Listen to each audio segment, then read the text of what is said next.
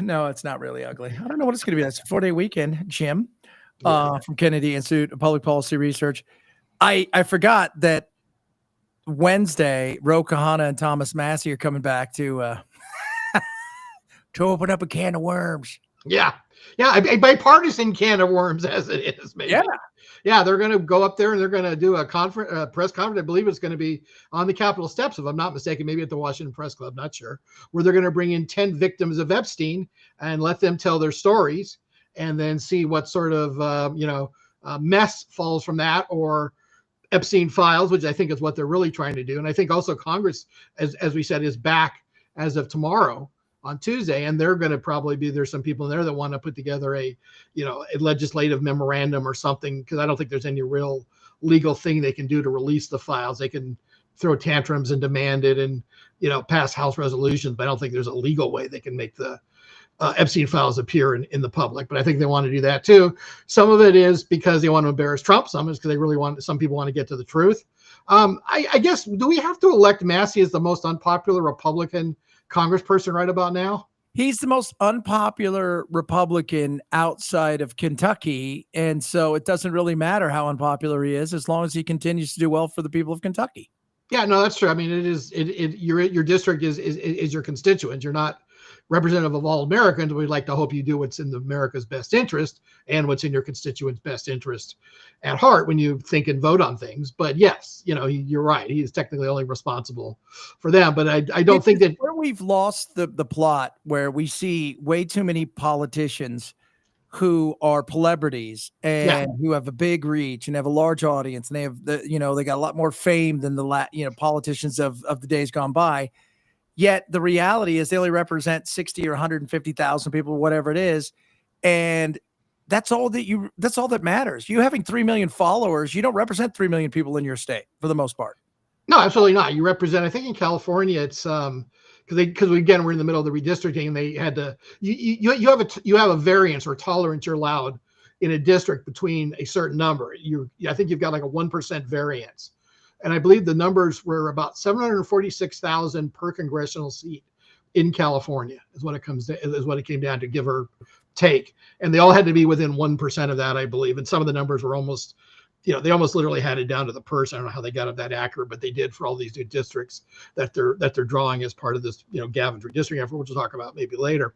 But yeah, that is all you technically represent. But the rest of them are for clicks and likes and for visibility. And because they know they're not going to be in Congress forever, they want to, be a Fox host, or if you're a Democrat, an MSNBC or CNN host, or some other gig news. What's the the news? Newsmax, and also the right. There's also a right-wingish news channel out there too. So yeah, those things. They're looking for careers out of this, which really was the founding fathers wasn't really what they were in mind of. They expected, citizen legislators that would be there part of a year at most to do the work. And some states do that. Some states don't have full-time legislators, but with the Congress and all the bills that we have and all the work that's involved of, governing to 350, 75 million people, they do seem to have a full-time job. But then again, they just take 6 weeks off. So not really a full-time job. Well, they're 6 weeks off from Epstein.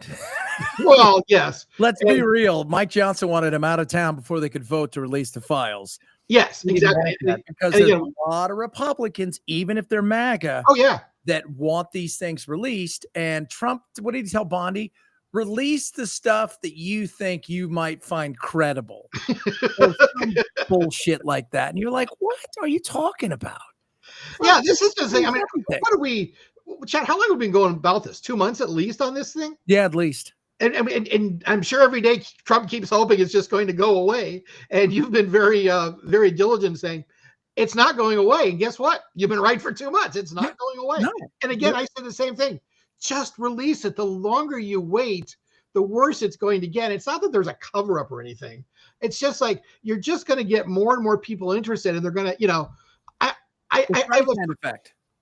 Yes, and I have a fairly large degree of confidence that there really isn't going to be anything in there that's really going to be that earth shattering, because there have already been some leaks, some things, and you have some of the logs from some of the planes. You kind of have to know who the people are.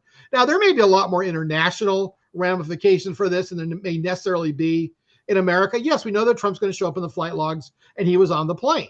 Okay. We also know that he severed his ties with Epstein for some reason. There's different reasons why that have been he's given 3 different reasons. Yeah, well, that's what I mean. Yeah, and there's also stories I'd heard long before, long before Trump started giving out reasons.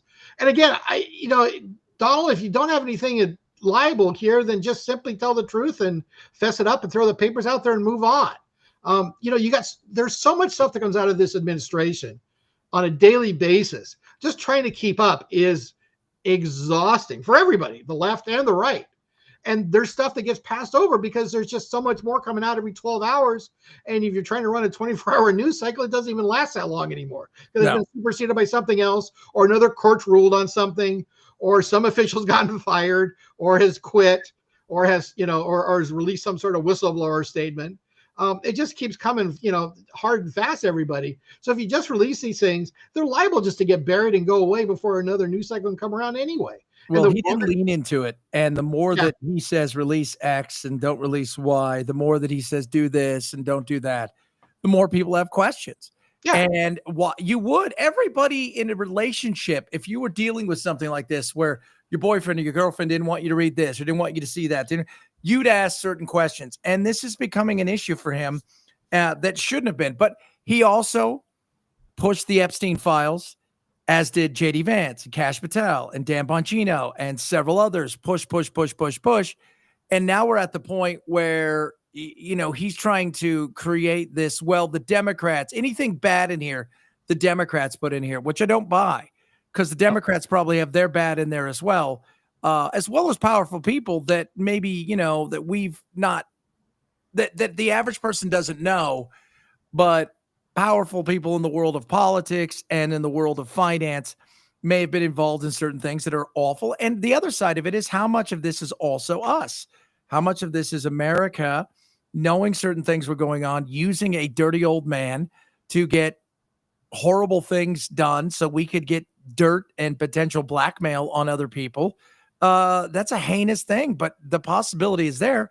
And as I said it over and over again, the last thing we want to find out is that Uncle Sam was a pimp, and, which may be true, and, burn it down at that point in time. I want to know. I think we have the right to know, but don't blow smoke up my ass and tell me there's nothing to see here when for the last 4 years plus you've said there's plenty of stuff to see here. Yeah, it's like, oh, I've looked at it. There's nothing here, so we can move on now. No, we'd really like to see it. Not that we don't trust you, Donald. We'd really like to see it, Mr. President. Everybody else would like to see it. And like I said, there may be more international ramifications or business and finance ramifications than there are for American politicians, and certainly for some about American Republican politicians. I don't think a lot of them were involved. I think it was a lot more of the Clinton group, more so than it was because it was New York City. And frankly, there just aren't that many Republicans in New York City. It's a very small number. So be it. But yeah, just release it, move on, and we'll be done with it. I don't know what it's going to take to finally get them to do that, but so be it. He's got other stuff. Obviously, Friday, he got handed down the tariffs. Yeah. And that wasn't a good look for him. And it's confusing because now nobody knows what the deal is with the tariffs. And so is there tariffs? Are there not tariffs? Are there some tariffs, no tariffs? What can he do? What can he do? I mean, in truth, Congress, this is a Congress thing again. And Congress, especially right now, loves the fact that Trump does all of the heavy lifting and hopes that it'll get through the court so they don't have to decide something, because they know if they go and put tariffs on now and they have to vote on it and they put it on, that if shit goes sideways and we have a slowdown in the economy, they're going to get blamed for it. Yeah, and they're running for re-election in another 14 months. And they don't want to be on the record, like you said, for basically having to vote on the tariffs. Yeah, they really have been kind of abdicating some of their power to Trump and just like, oh, well, he does it, so we don't have to really do it anymore. So it's not really our problem, and we don't want to have to be on the record on it. Both the Democrats and the Republicans. It turned out this is a good thing. The Democrats are gonna pay for it in votes and stuff. Yeah. So, but yeah, it goes both ways on that, and I don't think Johnson certainly isn't. Johnson wants to be as far enough away from this as he possibly can. And remember, they're working on some of this stuff isn't unilaterally popular, and they're running on a 2 or 3 seat majority right now. So you get a couple of people up that basically want to go out and and create a name for themselves and hold this thing up and demand, give backs or other things, or, writers on the bills, it creates problems. And just like we saw when we had the speaker vote for, before, and how long that took to go through a couple of years ago, everybody wanted something. So we got to get a larger majority in the House if you're going to be able to run it properly. Say what you will about Nancy Pelosi, but she managed to run I think she had a 3-seat majority for part of her tenure, and she seemed to get things done because the Democrats get in lockstep. They basically get read the Riot Act, and either you obey or you wind up in some sort of steam pipe room for your office in the Capitol building or in the OEOB or whatever it is now. I think she'd have trouble now with the squad most definitely in a much different way. The Republic, both sides have their issues. Both sides have a fracture in the party. I think the Republicans' fracture is bigger because I think you have the rhinos, which is just basically old school Republicans. I think you have the MAGA. I think you have the Freedom Caucusy people. I think you have the libertarian version. But I think even Nancy would have an issue at this moment in time getting some stuff across the line, because there is, especially in the Israel situation, I think you'd have a serious trouble with them. And so, but Mike Johnson has his work cut out for him. There's no doubt. But this whole thing with tariffs, okay, everybody kind of knew this was going to happen, because the reality is that's not the president's job. That's not your job, the tariffs. That was supposed to be Congress's job. Congress has kind of ceded so much, from immigration to everything, to Trump via executive order to get shit done. And in reality, that's what they want, because I don't have to make a decision that will come back and be on my record, and we hope that it withstands challenges. If they're serious about it, Mike will take it up fast, get this stuff done. But like you just said, there will be some people that hold it up. There will be some people who think this is going to hurt my constituents, so I don't want any part of this. So this is also a good way to find out who's willing to put their money where their mouth is. Yeah, and every vote is a potential talking point for my opponent in my next election. And I don't want, fear of those that I have on the record, the fear of those that, the easier it is for me to win re-election. And generally that is done with about a 96 or 97% consistency for returning members of Congress. So for incumbents. But if you do get yourself on the record and they're not popular things, you're gonna, you could get stuck in those situations. So yeah, they don't want to be on the record. They really have been kind of skating, badly on a lot of this stuff, where they're just literally just kind of twiddling their thumbs and just letting it go on without a whole lot of, jumping in. Because you've seen Congresses in the past that they get a lot more, put together a lot more stuff to stop a president. Obviously they don't want to stop because it's Republican majority, but basically even with stuff where they don't necessarily agree with them, where they would put together bills that would try to slow down a president, or basically kind of, well, okay, we like what you're doing, but we want to kind of, shape it in this flavor rather than the flavor that you're talking about. And they've just completely capitulated that responsibility and just said, okay, well, let Trump be Trump. And just, knock stuff out there. Doesn't hurt us. If someone come back to me, hey, we didn't vote on it, no. Blame Trump. No, blame Trump indeed. Yeah. Speaking of that, so he pressured Texas. Now he's looking at Missouri. Obviously, Indiana's another one. This is and the Democrats are in a kind of a tough position, because many of their states have, just like California, constitution inside their constitution about when they can redistrict. So there's a whole thing they go through. Republicans don't have that in many of these places. So it doesn't need some special session that ends up into a vote that maybe we can get it on the ballot and then we can go from there. They don't need that. They can just go and do this, and Missouri's next. Yeah, absolutely. It's supposed to think there's a vote, I believe, Wednesday or Thursday. There's a rumor that there will be a vote Wednesday or Thursday, or the governor will put up something into the legislature on Wednesday or Thursday to basically start the process for that. I think they're only looking, though, at one seat in Missouri. In Missouri, I think there's only one seat that they're looking to pick up at best by this, without violating any, Voting Rights Acts or Civil Rights Acts sections of those bills. So they're limited down, and I don't know. Indiana's a pretty red state as it is, and I don't think you're gonna probably have a seat or two in some of the major cities like Fort Wayne and Indianapolis, and probably in those urban areas you probably have a couple of blue seats. So I'm not really sure what they're going to pick up in those. And you're leaving. Trump's putting Republicans in kind of a bad spot, because I'm sure there's a lot of the legislatures in these states don't, they'd like to have futures and they don't necessarily want to be on the record on doing some of this stuff, because I'm sure a lot of them just don't necessarily agree with it. And to this day, I still don't think Abbott wanted to do it. He wouldn't even have thought of it until Trump called. I think the press. Yeah, absolutely. Yeah, it wasn't his idea. I mean, first of all, this, right? Whatever California draws is going to be under scrutiny, and then it's going to go to the court. Whatever Texas is drawn, it's already under scrutiny. They're already saying, look, these things aren't going to fly. You've got the case already in Louisiana that's going to be before the Supreme Court, wondering, did they violate the Civil Rights Voting Act? You're going to have Indiana. And, you're two of issues here. One issue is you're going to put something out there that's going to be shot down, and then all of a sudden you're like, oh, God, we're going to go back to the drawing board. The second one is you're going to dilute your own base in certain areas and open up the opportunity that you may put a couple seats up for grabs. Well, you may grab 3, but you may lose 1 and then have 1 that's going to be permanently contested all the time. And that's also a fear in some of these places.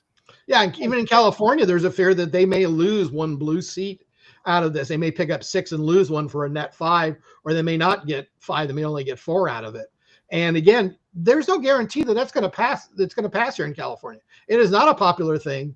Most of the Democrats that are on board with it are true, hashtag resistors against Trump. They despise Trump. Trump is Nazi. Trump is Hitler. Blah blah blah. The same talking points have been out there for almost 10 years now about Trump. They hated Trump from day one. They hate him more today. They'll hate him more tomorrow, just by a little bit, because every day they wake up and they have to hate Trump if he's still president or even still alive, which is a little bit of a rumor that came up last week that Trump had died, and the left was absolutely just as happy as you could possibly, which is really ghoulish and bizarre of them, just to see how deep the hate of Trump has gone in Republicans or into the Democrats, and how it basically lives in their daily function and how they really think about this 724, 365 for some bizarre reason. I don't know of any Republican that disliked Obama that much, or even Biden that much. I mean, for Biden, I personally felt sorry for the guy, because he clearly shouldn't have been there, and he, was doing the best he can. God bless him heart, but he clearly wasn't all there, and he was there because other people pushed him there rather than he. We prefer to have done this probably 8 years ago, 12 years ago, 16 years ago. Yeah. Rather than doing it in 2020, but just so be it. But yeah, this isn't necessarily going to pass in California. It is real marginal. There's already, I believe, about $40 million that have been thrown at this thing. Charlie Munger wrote a check for $10 million. 6 days later, wrote a second check for $10 million. So he's already $20 million into this. Jessica Milan Patterson, who is a former head of the California GOP and a kind of was mentored by Kevin McCarthy, the former speaker from Bakersfield, who sat in one of the reddest districts in California, has also been working on a no on 50 plan. And also, I don't know if he's going to rope in Schwarzenegger on his, or Schwarzenegger is going to go down his own path on a no on 50. So there could be 3 separate no on 50 efforts that are out there. And then Gavin is obviously running the yes on 50 and is consolidating all the money from the unions and from all of the special interest groups. Reid Hoffman threw in, I think, 2 or 3 million last week. And like I said, we're well over 40 million at this point, and it's going to probably quickly escalate to 100 million. It might even go higher than that by the time. It's just crazy amount of money to be thrown at this thing for like a 10-week race. Because generally these things last a lot longer than that, because they're they're on the ballot before even June. This thing just got stuffed on the ballot because the Democrats are trying to do this as fast as they possibly can. But yeah, it's just going to be crazy. It's just going to be crazy. And like I said, I don't necessarily know that it's going to pass, because the League of Women Voters isn't for it, which is a key Democratic constituent. Probably not as much today as there were 20 years ago, but yeah, it's not guaranteed. And as they start flooding the airwaves, we'll see what sort of impact it's going to have on the different groups in California, and whether some of the Democrats is going to be, this may be just a little too far for us, because it's all about, Texas, basically it's wah, Texas was mean to us, and we have to go fight back and do something because Texas hit me. And it's like, well, yeah, okay, but that's Texas. We're California. We do what California wants, not necessarily what the other states do as a reaction to it. So we need to, what's in the best interest of California. We've seen what happened with Democrat rule for the last 20 years. Not a lot of positives have come out of it. And maybe we don't really need more Democrats in there, other than that are in there. Maybe we just need to keep with this. We voted for an independent commission. We like the independent commission. Democrats have really kind of sandbagged it a little bit, but it's probably the best option we've got, and other states have it. Why should we get rid of, or why should we temporarily, suspend it until after 2031 to meet Gavin's needs? And by the way, Gavin won't be here much longer than he'll be gone by December 2026. That's when his term runs up, and he'll probably be within a couple of weeks or a couple of months beyond that old POTUS 2028 campaign. He'll have that exploratory committee ready to go, probably January of 27. If you're going to bet any money, one thing that is sure as the sun will rise in the east is Gavin Newsom wants to be president. Maybe it won't be 28, but I'm pretty sure it will be 28 because it's a great opportunity, because he's not going to be running against a sitting president. And if lo and behold, he waits and a Democrat manages to win 28, well, he's stuck for 8 more years. So he's a young man. He can wait around. He's only in his early 50s. So he's got plenty of time to wait. But Gavin is not a patient. Well, he has been patient. I shouldn't necessarily say that. He wants to do something, and there is no path for him to really do anything else. He's turned out as governor of California. I guess he could go run for a Senate seat and get some experience, but he's an administrator. He's an executive. He's been a mayor, been a lieutenant governor. He's been a governor. He wants to basically kind of lead stuff, and that would, the next step obviously would be president for him. So I just don't see him basically, I don't know what he would do for 4 or 8 years if he doesn't run in 28. Mark Halperin is 100% convinced he's not going to run. I disagree 100% that he will run. Mark Halperin doesn't live in California and hasn't watched Gavin for 24 years or whatever it is that he's been around. Yeah, I would find it hard for him. He would have to get such a massive blowback that I would find it hard for him not to run. Or I guess if you handed him the Senate seat, with him not having to run against anybody, I know that would have been maybe something, but I just find it extremely hard to think there's no way that he wouldn't run. Considering as ambitious as he is, and how much he is, everything is always pointed to him wanting to be president for I don't know how long, for how many years, how many decades it is. It just makes sense. This is a great this is the best opening I think he's going to get for a while. Does he want to run against Vance after Vance has been in there for 4 years? Vance can do a great job if he wins and be a, easily reelectable incumbent, which means he's got to wait 4 more years after that. And who knows, there could be some hot shot that comes up. Wes Moore could be the new face of the Democratic Party in 8 years. I like Wes Moore, actually. I don't have to like politics, but I tell you what, I think he's damn good at the way that he handles his business. I think he's strong. I don't think he's a wackadoo that's out there just for the clicks and the likes. Yeah, no, I would tend to agree with that stuff. Yeah. Yeah. So he could pop up being the face of the party in 8 years, and Gavin blew his chance. So I don't think, there is nothing other than his unelectability, and that comes out because, like I said, he's got a Kardashian-sized walk-in closet of skeletons, and those all get exposed. He may not be electable, but I don't think there's enough out there that can scare that he thinks that will scare him into not running. He'll definitely run. Whether he wins or not is up to the voters. And I don't personally think he will. I personally would like to see him nominated because I think it'd be one of the easier people for the Republicans to beat in 2028. But I don't see any reason why he would not run, other than maybe some sort of a family crisis or something like that. But I'm pretty sure his wife wants to be, I don't know what the equivalent of first partner is. Probably first partner. Yeah, I guess it probably would be still first partner. First partner at White House. Vance, look, the reality is I worry about Trump. I was talking this today with my wife. He's almost 80. Yeah. People are like, oh my God, how dare you say something about it? Dare say about what? Look, the actuary, don't get mad at me. The actuary tables have him, should have been a while ago. So, there's no doubt he's had some issues. This is not the same. He may be able to go for a few hours where he chats and stuff, but this is not the same guy that was here 4 years ago. And I expect that as you get older. But to say that he doesn't have any issues, we've seen it with his ankles. We've seen it also with several weird things on his hands. These are all fair questions to ask. I'm not saying he's going to drop dead tomorrow. I don't think he is. But at the same time, he's freaking almost 80 years old. And don't tell me that shit can't happen. Oh, no, absolutely. And it is probably the most stressful job in the world. Oh, yeah. No doubt. Look at the really good example of it, not to pick on him, was Barack Obama went in there a very young man and came out with gray hair after 8 years. And I don't think he would have grayed if it hadn't been for running. It's weird because they go in, they look young, they get gray, and the first year they come out, and by year 2, they just look, after they're out, they look like a totally different person. Like the weight of the world's been lifted off their chest. Because it has been on their chest for the last 2 years.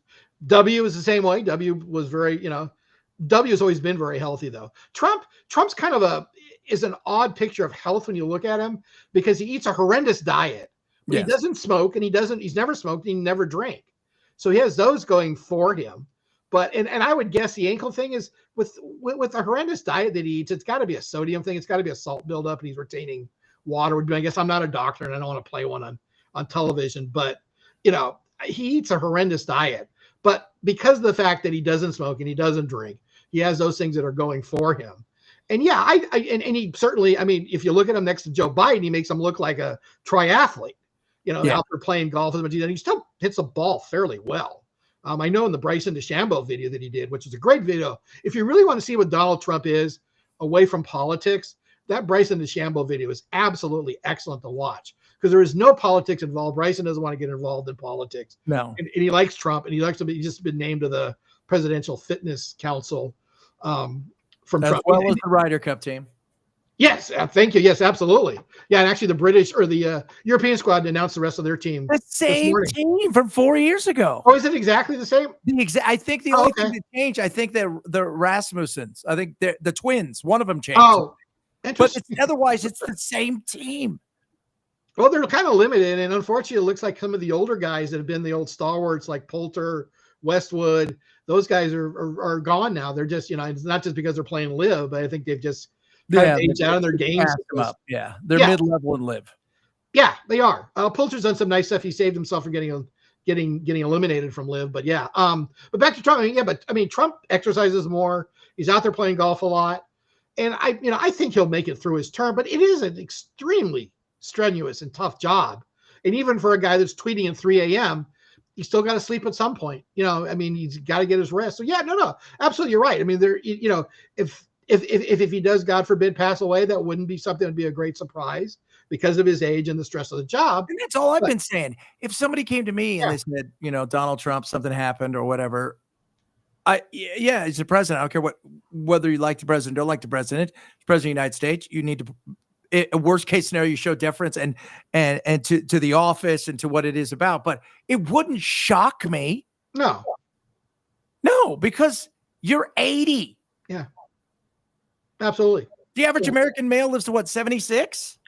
When he was born, yeah. Now it's like you're in the high 80s if you're born today. Yeah, but he wasn't born today. He was born before the end of World War II. Let's see. Yeah, right around the end of World War II. Yeah. Actually. Yeah. Or maybe right after. But yeah, exactly. Yeah, I forgot. Yeah. It is 80 years. Same thing with Nancy Pelosi. Would anybody be shocked? No. Not at all. None of them. Anybody over 80 who passes away, you're okay, well, they had a good run. They had a fairly full life. Yeah, absolutely. That I want to be 106, but that's just me. I'm going to make it, but so be it. But yeah, no, absolutely. So that's just statistics. That's not evil. That's not fear mongering. It was really, like I said earlier, disappointing to see the left's reaction though, when the rumors were popping up Friday night and the glee and the joy they get from this. It really is. To me, it's more of a sad statement on where we are as a country. Yeah, no doubt. We are as a people. As far as that, it is this much of their daily life that they think about and what they get their joy from. It's like, this isn't a good thing. I don't know how we put this back together. It's one of those great questions, that you need a panel of people to chew on or something. Maybe it's a CPAC thing about how do we reunite the country, even though it's not a CPAC topic. But yeah, it is just sad that we're at this point and this many people. It's like, because, I don't know. I know a lot of Republicans. I don't know any Republicans that would be joyful if you tell, Joe Biden had died in office. Yeah. Maybe somebody might say good riddance at most, but they would literally not do happy dances. No, or send out tweets and stuff like that. That's just morbid. That is just sick. And the morbid thing that, but we have a morbid idea, the way that we look at life at times, and especially in politics, because we got this weird world now where we identify in such a way with politics, it becomes our life. And because it becomes our life, everything, so my wife, as we were talking about this, I say, the thing is, people start to take you serious when you're talking about this, like whether it's Trump's health, and then they say they take it as if you're wishing them ill will. No, I'm not. I'm just being honest about numbers. I'm looking at numbers and going, well, if something was to happen, I mean, I wouldn't, even if you had to step aside, or if so, I mean, that's just what life is about when you get to a certain age and you've lived as long as he has, coming from a different time period all the way up through. That's nothing more than that. My grandfather died at like 76, it's like my other grandfather died in his 80s. It happens. I don't know that this shouldn't be a shock, but yeah, people freaking out about it, but people take everything so serious.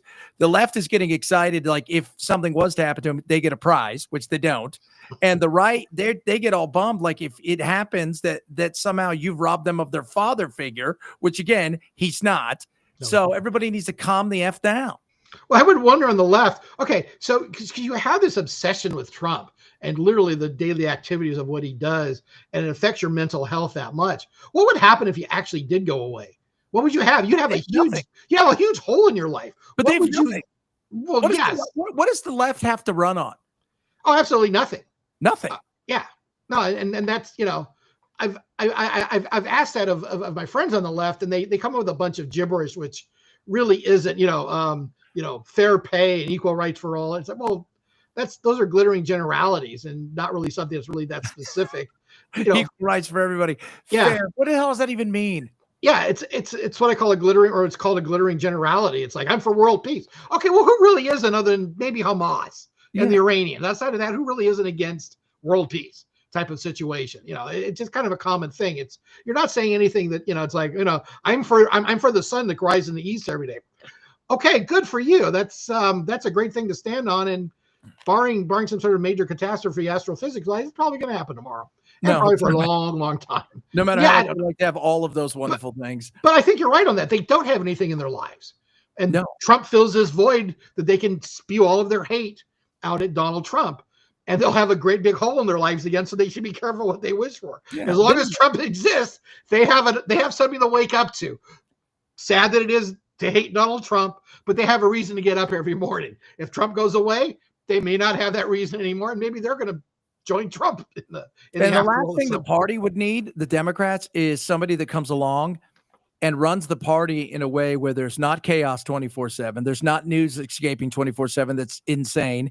That you're actually having to talk about the issues rather than the person who brought the issues, which is, that's if that was to happen, what were they going to talk about? Like you said, they're generalities of stardust and unicorn farts. I mean, it doesn't matter. Yeah, they don't have a topic that they can land, and name the topics that they've tried to push have been huge losers for them. Yeah. So they have topics, they just aren't winners for them. No. Backing illegal alien. Oh, that doesn't really play well in a lot of America if you get outside of if you get outside of the blue belts on the East and West Coast. Those aren't playing very well in Middle America. What? I mean, we're for more spending. We're $2 trillion in debt each year. We can't afford it. We can't afford to be giving more money away. So that's not a winner thing. I mean, yeah, in the short term it looks good, but in the long term it's going to kill us. Not necessarily literally kill us, but financially kill us. And so they don't really have anything to run. And they've been spending all these struggle sessions going around trying to figure out what they should be, what should be their topics, and they can't really even find any common sense. I would say the first thing the Democrats should do is be able to define what a woman is, and I would move on from there. If they can define that, at least that's some sort of starting block from them. Find somebody who can come along, because I read this week on Wired, what's her name? Taylor Lorenz. Taylor Lorenz. Oh gosh, yes. Well, she actually did a really good article about all of these I'll have to go read it. Left-leaning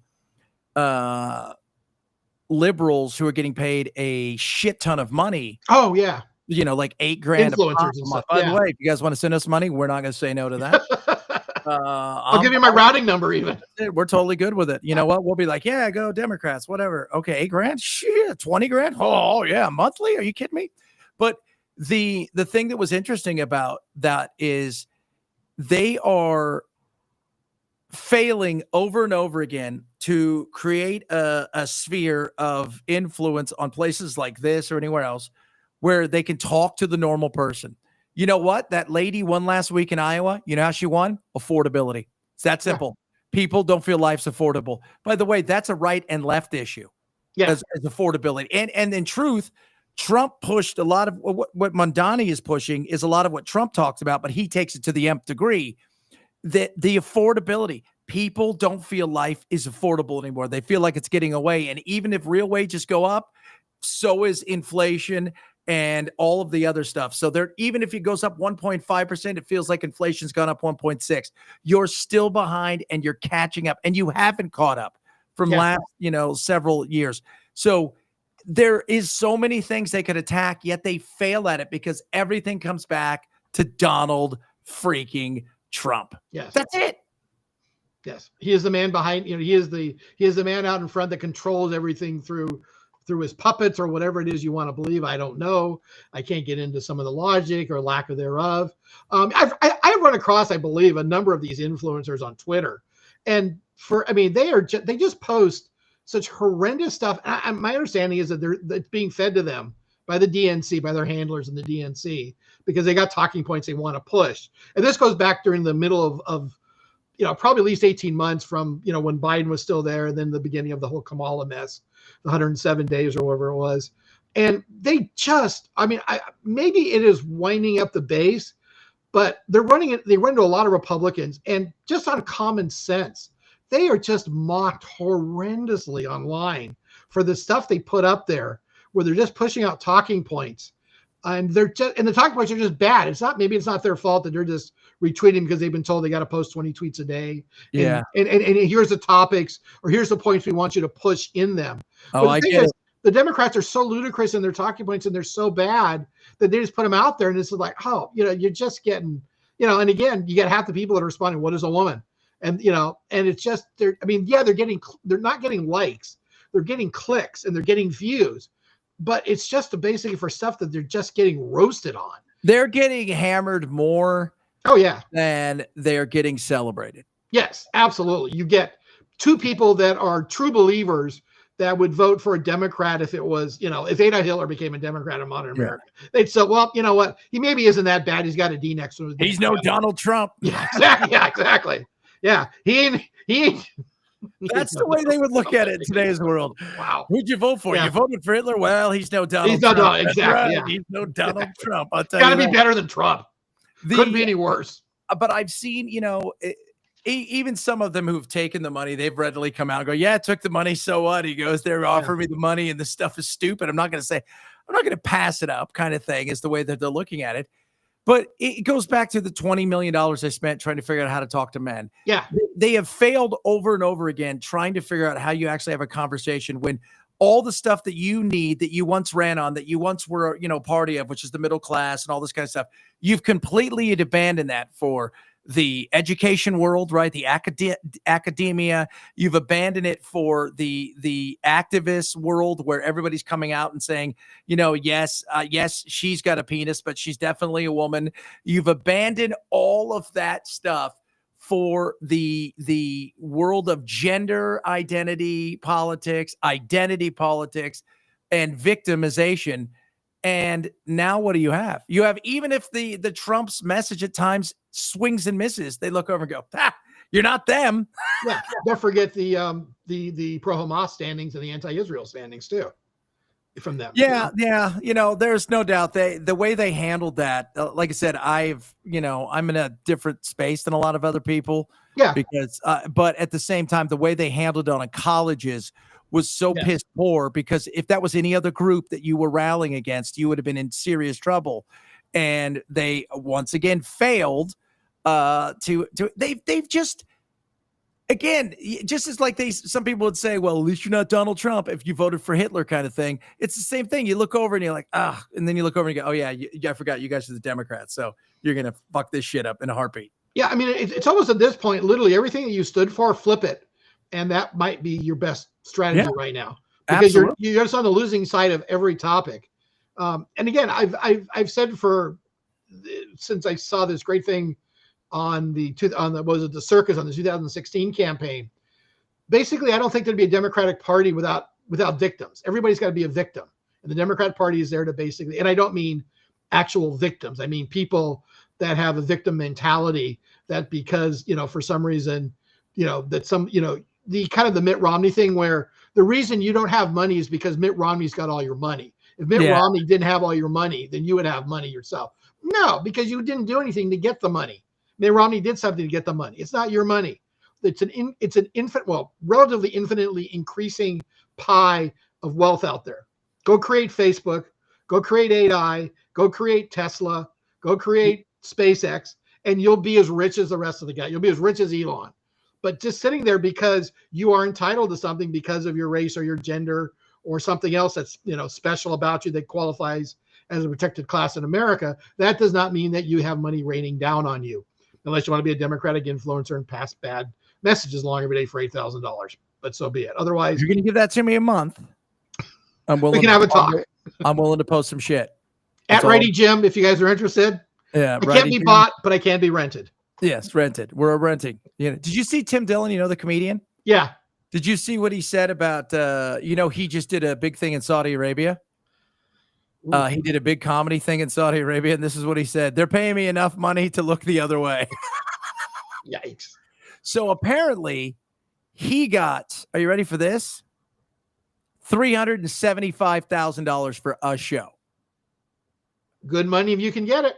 He said everybody on the and there was a shite ton of comedians there. Everybody on there got probably 100,000, but he said there were several who got 1.6 million for the show. And they were what? If there are that many comics, they're what, doing 10-minute stints, 20-minute stints? Who knows, man? They weren't. I mean, they weren't doing 45 minutes or an hour. If they're that probably. many. I don't know if it was a festival or not. Oh, okay. So maybe I think it was one of those things. Was a weekend, but he said he was honest, man. They paid me enough money to look the other way. Yeah, and they will because they've got enough money to do that. Unfortunately, whether whenever you think of the Saudis, they have an important role to play in geopolitics, especially with what they're sitting on underneath their country.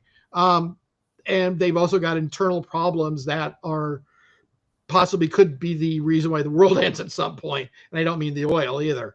But you need to deal with them. You need to understand Wahhabism, and it's an important thing to look at. Right now, they're not necessarily a problem, so to speak, but you just need to be aware of them and understand where they fit into the whole. Done enough, as horrible as people think he is, to give people a little bit of the freedom, court enough foreigners into the country, and take a deep kind of look at this. Because, dictators, theocracies, whatever you want to call, their biggest threat is never the outside. It's always the inside. Yeah, that's the Wahhabism comment. Yeah, and I think they've done enough where he kind of leaves a little bit of that alone and cracks down enough when he needs to. Yeah, without being overbearing. But you don't think he's watching it, right? He's watching it. No, yeah, by far. If he ever dies by strange circumstances, it would be it would be an internal cause that would do it. I don't think he would be hit by. Or he hung out with Putin. Well, I was gonna bring up the Vladimir thing. I didn't mean to do that. Was my bad. I'm sorry about that one. What do you think about? So we pissed off India. Then India now is closer to Russia and China than we wanted them, when we should be trying to pull Russia and India away from China. India looked right at us with their 50% and said, kiss our ass. We're not going to do this. That right there is something that I was not. Do I see some of the stuff? Yeah, I see some of the stuff that you do for some of these things with tariffs. That one I thought, no way. Yeah, I mean, it was something I think that had to be done, unfortunately. I think in the longer term, India will come back into the Western fold because Putin. I mean, there's not a long-term plan for Putin.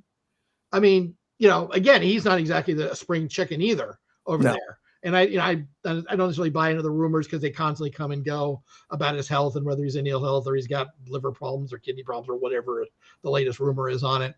I expect him to live out his useful life if there really is a usefulness for him, other than being court jester or basically evil person for, restoring the fact that the Russians were the evil empire or whatever it is. Because of the Indians buying the oil, I think that was necessary to basically smack them down because of that problem. China, they're never going to, because the Chinese are backing the Pakistanis. So I see them going towards China. I see being very unlikely, because that natural enemy, the enemy of my enemy is my friend. Well, that's not really working out for them in that case, because your enemy's enemy is basically supporting your enemy. So you're not going to be going in that direction. That's not going to happen unless something drastically changes and China decides that being on board with India is a much more advantageous situation than being on board with Pakistan, because China obviously is picking them based upon where the advantage is. I don't understand why they didn't pick India. I would think India would be a much more advantageous situation for them than Pakistan would, because India was closer to us, and anything to piss us off is a win. Yeah, but they're not going after India as a friend, is what I mean. Why they didn't go after India as a friend. But who knows, in time, maybe it may work out that way. There's always been that kind of ilk in India at some point. It's a huge country, highly unstable, but hard to govern. And it's just been kind of a mess. And so many poor people, they've done their best to try to raise the economic standard of living, but it's better than it has been, but it's still not. I don't think it's to the point of what China's raised their people up to. I'd have to guess the median income in China is higher than India. Maybe it's not, but I would if I was going to guess. That's a hard one to tell. I mean, but our goal is to pull Russia, in theory, and India further away from the three of them being pals in any way, shape, or form. And I just didn't think, because we don't crack down. Like, if we're really serious, we're going to go hard after them in a way that we, to stop them from, turning the oil machine that they have, Russia, into the war machine that it is. And then we go hard after China. But you're not going hard after China. It's kind of a half-ass, because you don't want to lose China, because, if you lose China, there's a good chance that there's going to be economic, upheaval and probably a recession. And you don't want that, because here comes the midterms, and you don't want to be a lame duck that spends the last 2 years defending yourself and being impeached. So so that's where I looked and I said, well, there's kind of a waste of time to go after India, because India just looks and says, whatever, we don't care. Well, I think with India, I mean, you need to shut down the Putin oil machine. And one of the best things that I've thought about a while ago is just drill, baby, drill. If you just flood the market with oil and drive the price down, the Saudis won't be very happy about it. But isn't that the best way to hurt Putin economically? It is. Make his oil worthless. We don't have enough of the light sweet crude that we're going to be able to get. I'm not sure they do in Russia, though, do they? Yeah. The Saudis have the light sweet, I thought. Okay. So no, and who else has this? I think one of the second most is our third or fourth is Guyana. That's why we sent all those people over to stop Venezuela from the drug cartels. Bullshit. We sent them over there off the coast because they want fucking Guyana, and all of that oil they found in Guyana is all light sweet crude. Venezuela has very little, if any, light sweet crude. They have all this crude oil, but it's heavy, harder to refine, more expensive. So this whole we're going to go stop the cartels. But the West Coast refineries are all set for that. That's why we import a ton of Venezuelan crude. Yeah, because that's similar to the Alaskan North Slope too. And we've got the refining capacity, because you just bring a tanker up the West Coast. And you can plug it, you can drop it off anywhere between, Los Angeles and Seattle, and basically refine it. Whereas the light sweet stuff generally tends to go down through the South. The Houston refineries, if I'm remembering, I used to work for Texaco years ago and ran some of their planning for the Western region. And Texas has a lot of the light sweet refineries, because that's where they had an alliance with the Saudis years ago called STAR, where basically the Saudis, they would use the Texas stuff in the U.S. Texas supplied the refineries and Saudis supplied the oil, and they had a marketing joint venture with them. So basically, everything that was Texaco up until the time of the merger with Chevron that was east of the Mississippi was a joint venture since the mid 80s between the Saudi Arabians and Texaco. It was a 50-50 venture. Yeah. So, but if we could drill as much as we could to basically help, basically lower prices, to me, that's probably the best way without physical intervention with Putin to basically try to drive down the world oil market. Like I said, the Saudis would be ticked off, but I think you could sell them on, look, guys, this is going to be a temporary thing. We're going to, we're just going to do it for a while. Yeah, it's going to hurt you for a while, but you guys aren't in this for 6 months. You're in this for the next 60 years. If we can get rid of Putin in the next 3 or 4 years, that's a win for everybody. The world is a better place if Vladimir Putin does not have the reins or the codes of nuclear weapons. And I don't think you're going to get a lot of people left or right that are going to agree with that. Maybe the Iranians wouldn't agree with that. Maybe. And maybe the Chinese, in a sense that Putin serves as a necessary evil for them to allow them to operate and to basically kind of segment out the world. But I mean, I think that whether Putin wants to admit it or not, I think I think if the Chinese ever wanted to, they could own Putin because they've got far more economic power. They just need the oil. I think they would do whatever they could to steal the oil and take it from the Russians because that's the only thing they really need. They've got the economic power. Russia's not an economic power. They rely on the natural resource, why I talked about the oil. More so, they're not, we're not buying Russian cars. We're not buying trinkets from Russia. We're not buying Russian electronics. We're not buying anything. We used to buy Russian-made rocket engines, but those got shut down after the invasion. And that wasn't a huge thing, and those were actually produced in Ukraine. So, there isn't a lot of stuff that we buy from Russia. We don't really need Russia on an economic basis. No, we're not going, oh my God, we need all their great electronics. We don't get stuffed animals from Russia. We don't get food from Russia. We don't get anything from Russia, really, other than maybe we used to get some oil from Russia. Outside of that, they're not an economic power. China, obviously, we buy, billions of dollars worth of crap from China, almost $1 trillion worth of crap from China. So that's a whole different thing. If Russia went away and Putin went away, let's say, it would be a lot better for the world, and the world would be a better place with him gone. So we produce the most light, sweet crude. The issue, though, is a lot of it's shale, and shale's more expensive. The more expensive to do that. See, the thing is, it's finding that happy medium of price, right? You want to keep it right around $60 to $75 because it's worth getting all that stuff out of there and you still make a profit. If you crash it, then it's not worth pulling it out. And then there's a supply issue and then it jumps up again. It's that happy medium.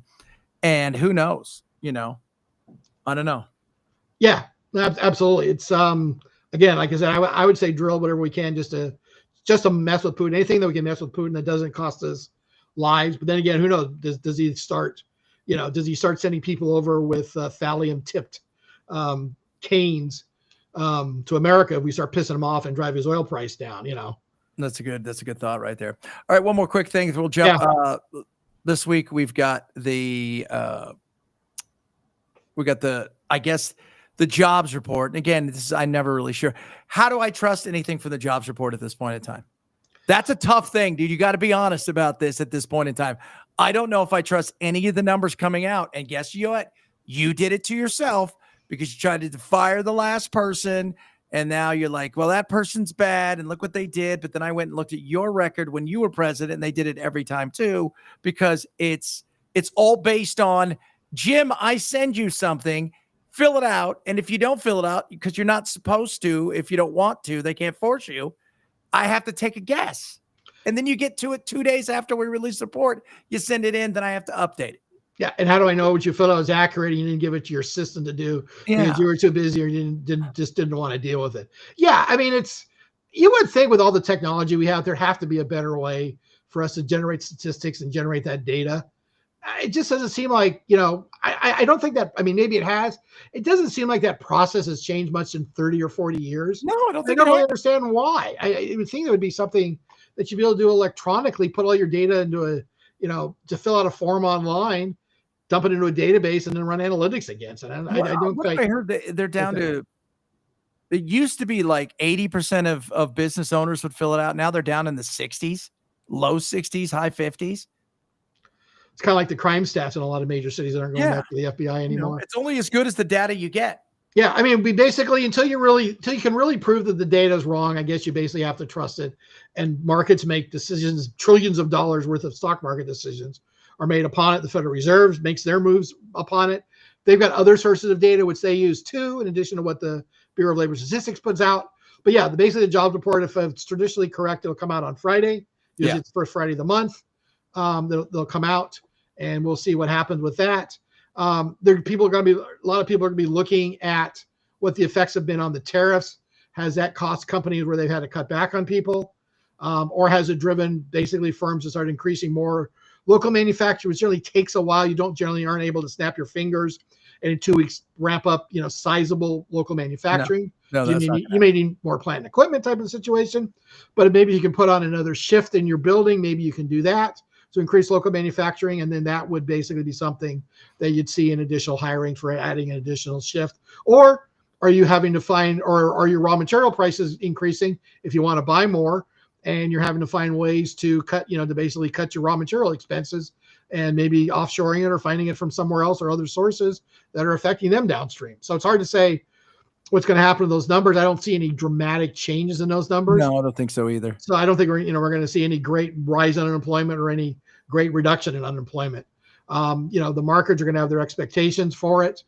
And also when we start getting a little bit later in the month, we'll get inflation numbers, and those are closely watched. It's funny because you were in the markets years ago, and I'm sure you still follow them pretty. It was funny because we went through periods of time when it used to be the jobs market literally the financial world stopped while that number was being released. Yeah. Then it used to be the inflation numbers. The financial world would stop waiting for the inflation numbers, and it's changed over time. There's been certain other things that have changed, that certain numbers that have really driven the market, just people thought that was some sort of a, key indicator of exactly at that time and place what was going on.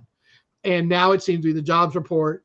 I think the inflation numbers are probably very close second right now to it, because again, if the inflation numbers are tame and we're not seeing any sort of, high level growth in the economy, beyond a, 2%, maybe 3% rate of the GDP or GNP, we can start maybe looking at lower interest rates, which is what Donald Trump wants, because lower interest rates tends to boost an economy, but you don't want lower interest rates if you've got a hot economy, because then that basically is going to create not hyperinflation, but larger inflation. Well, hyperinflation to us, like nothing compared to people who see. Yeah, I'm not thinking like post-war Weimar Germany inflation, yeah, that's why I kind of back off when I say Zimbabwe, where it's like for every dollar, 28 billion, whatever they have.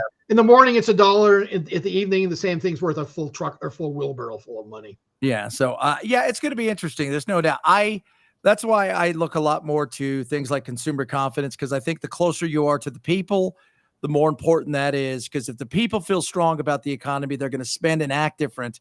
Because the numbers, I think everybody takes numbers into account, and I think right now with what's happening with Trump and the numbers here or there, I think a lot of that's kind of going to be look at it with we're building this already into it. We're not going to react the same way we maybe did in the past, because the unemployment may be bigger than the jobs number itself right now, because nobody really understands what these job numbers look like, because everybody, just like with what's it called, with unemployment, right? They all have the way they do their unemployment. Yeah. So wait a minute, you were on unemployment for 26 weeks or 52 weeks. You're still on unemployment. You're still unemployed, but you're no longer on the rolls. So officially you don't count, but you don't have a job. Right. So you're unemployed, but we just don't count you. I mean, that's always been the weirdest thing to me. Unemployment is only people that are actively looking for a job. Yeah. So if I'm after 26 weeks and I'm not on the rolls anymore, technically I'm not employed, because they can't prove that I'm looking for a job. Yeah. So, but you're still unemployed in theory. Yes, absolutely. So that's the weird thing. It's just like, well, you don't exist anymore. Yeah. You don't count. Oh, You're so not it's been an interesting week. Last question. Talking about it, Jim. NFL kicks off this week. Give me a quick snapshot of what you think is going to happen. Who do you think is going to win it this year? Definitely not the Dallas Cowboys. No, they're all like, we're glad Parsons gone. I'm like, really? You got two shitty picks and a guy that's 29. That's a pretty decent player if he's healthy, but not a guy that's, a game changer. I've seen a lot of it. The people that were wishing Trump death were the same people wishing for their own deaths after that trade that were Cowboys fans. That was a mighty grim bunch of people on Twitter after that trade. So give us, because I've got my two picks I feel like are going to be there. We could see a rematch. We could see Philadelphia, Kansas City again. I think Philadelphia has a real good shot at getting there, and I think this is the year that the Buffalo gets over the hurdle. Oh, that could be. I would actually, I wouldn't mind seeing that. I remember the days from Buffalo in the 90s when they went 5 times in a row and lost. Yeah, lost everything. There's a bunch of African kids running around thinking fucking the Buffalo Bills are the greatest team in history. They got all of them. They got a Super Bowl champion. Yeah, exactly. That never made it. Yeah, you got to print those up too. You got to be ready. You never know who's really going to win. Oh my Lord! So it's going to be interesting though. I'm pumped, and we get to start off Thursday night with the Cowboys. Mm-hmm. It'll be interesting. It's who knows? That could be one of those things where they just got a bunch of adrenaline because of all of the stuff that they've gone through now, and they may surprise and have a good showing. But you're in a league where you got to play twice against your Eagles, the Commanders, Eagles, right? And Giants, the Commanders have gotten way better. And the Giants, who knows? But still, you're not that much better on paper than the Giants. So you're in a league where it's going to be a struggle for you. Yeah, absolutely. The only thing with my pick I need to think about is that there is a historical tendency for the team that loses a Super Bowl, even if they're like a top team, to not do well the next season. Yeah. So again, the Bills obviously shot that down with their run in the late 80s, early 90s. But outside of that, those teams like the year the Rams lost, they had a real downer year the next year. Then it took the year after for them to get the new quarterback, Matt Stafford, and then they came back and won the Super Bowl. But they did not. Don't believe they made the playoffs the next year. No. So the teams tend to lose the Super Bowl, tend to not do well in the next year, with again the exception of the whole Buffalo Bills run. So we'll see what happens. I think I can see Chiefs are getting older. Buffalo. I think the Bengals are going to do well this year. Long as they keep their quarterback up, right? They have to keep their core. Well, that's everybody, right? Like Well, but Burrow is. Well, he gets mauled. That's the problem. Yeah, but he's injury prone. Well, okay. Yeah. So, when you get mauled a lot, maybe one leads to the other. But yeah. So, but I think that's going to be interesting. And then I still think, dude, the Eagles are hungry, and I still think that Jalen Hurts has a chip on his shoulder because people are like, well, you got lucky because you got Saquon. That's the only reason you guys won is because you got Saquon. And so I still think he's got a chip on his shoulder. I think he could go out and throw 95 touchdown passes with no interceptions. And I do think there are people out there go, well, it's only because he got this guy, or it's only because of that. You're like, really? Like it's only because they got that kicker. If they didn't have that kicker. How about the Giants look for letting Saquon go? And letting him go fucking cross town, basically. Yeah, literally in the same division. Oh. Well, that's part of why Dallas also was getting roasted for letting Parsons go in the same conference. Like, you can't let that happen. No, you can't. Because week 4, you'll get Packers, Cowboys. Oh, Packers, I think, are going to be good too. Oh, they're going to be very good. They were good last year, and they're going to be. It's going to be interesting. So it could be Packers. It could be Packers Eagles in the conference championship if things play out the way that they are supposed to. Yeah. Sorry, Detroit. Detroit's never going to win it. I'm sorry. Oh man. And because I can't root for Goff after getting booted out of Los Angeles, and the number of draft picks he cost LA just to get him in town. Yeah, but still, he also brought you a championship in some ways because he got you some draft picks, and you got Stafford. Yes. So I mean, true. And you know what? He's proved to be he didn't work in that system, but he proved to be damn good in the system in Detroit. He has a smoking hot girlfriend too. Yeah, she's pretty nice. His wife. So we'll see. All right, brother. Appreciate you coming on. We'll do it again next Sunday. Of course, we did tonight because we were off this week. You guys have a great night. Appreciate you doing it. Have a safe rest of your Labor Day, and I'll see you guys on the radio 6 to 9 tomorrow Pacific, 9 to noon on the East Coast. Go to ChadBensonShow.com. Jim, tell everybody where they can go grab your stuff. Kipper.substack.com. Right on. You guys have a great rest of your Monday. We'll do it again next week.